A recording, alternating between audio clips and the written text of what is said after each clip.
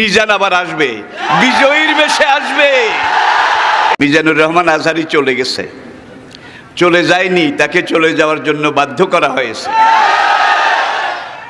একটা মাহফিলে 10 লাখ 15 লাখ লোক হওয়া, এটা দুনিয়ার কোনো রাষ্ট্রপ্রধানের ইতিহাসেও নেই, ঠিক কিনা বলুন?